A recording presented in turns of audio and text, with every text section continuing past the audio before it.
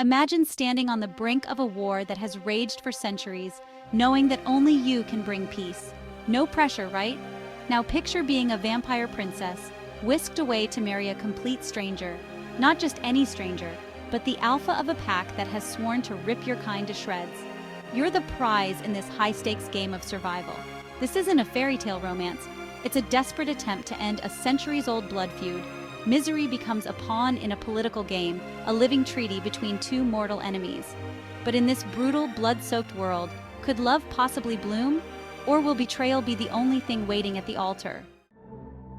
Misery is trapped between a rock and a hard place, or more accurately, between fangs and claws. She carries the hopes of her vampire kin, all of them desperate for the bloodshed to end.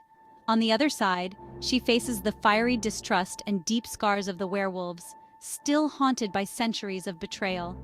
Talk about being stuck in the crossfire.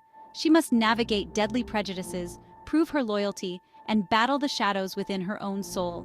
But Misery is a fighter.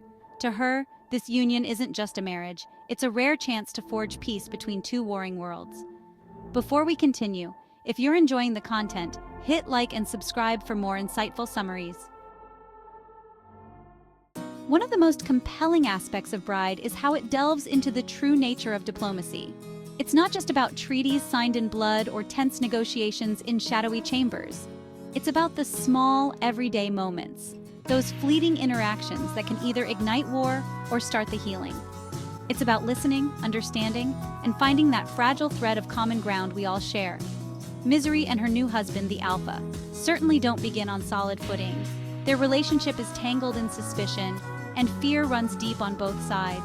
But slowly, through shared trials and honest conversations, they begin to strip away the armor.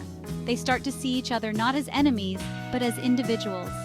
What follows is a discovery of common ground, shared passions, and a respect that begins to blossom into something far more profound. It's a slow burn, this fragile connection, nurtured by empathy and the courage to look beyond centuries of prejudice and conflict.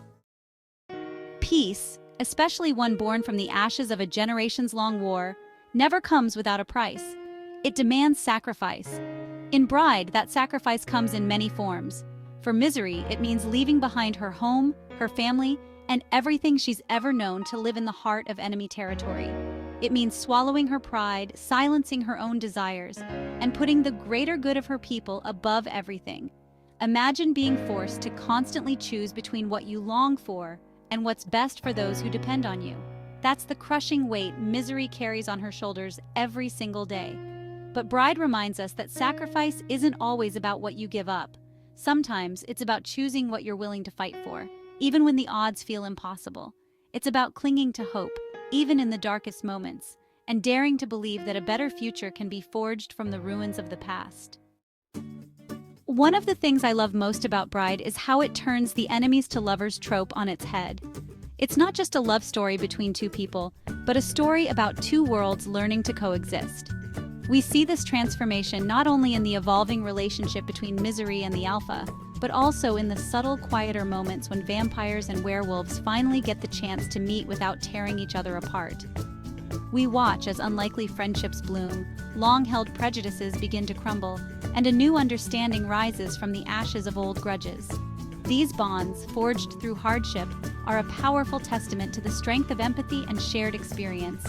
They remind us that beneath the labels and centuries-old conflicts, we're all just individuals searching for connection, acceptance, and a place where we belong. Bride isn't just a story about vampires and werewolves, it's a story about identity. It's about challenging the labels society imposes on us and carving out who we are on our own terms. Misery, caught between two worlds, embodies this struggle perfectly. She's a vampire, yes, but she's also so much more. She's a diplomat, a peacemaker, and a woman discovering her own strength and resilience in the face of impossible odds. She refuses to be confined by her bloodline or the expectations placed on her. Her journey is a powerful reminder that true strength doesn't come from fitting into someone else's mold, but from embracing our true selves, even the messy, complicated parts. It's about finding our voice, speaking our truth, and standing up for the future we believe in. Bride leaves you with a powerful sense of hope, a belief that even the deepest wounds can heal with time, patience, and understanding. It's a reminder that peace isn't a final destination. It's a journey, a continuous effort to build bridges, challenge old prejudices, and choose empathy over hatred. As you turn the final page, you're left with one lingering question. What kind of future will we create together? Will we cling to the divisions of the past, or will we embrace the possibility of a world where vampires and werewolves or any two opposing groups can truly coexist in peace? Bride suggests that the answer is in our hands. It lies in our willingness to choose love over hate, understanding over ignorance, and hope over despair. It depends on our ability to look past labels and stereotypes and recognize the shared humanity that unites us all. We reach the end, but before you leave, join our community of passionate readers by simply subscribing to our channel, where your love for knowledge and great stories truly matters.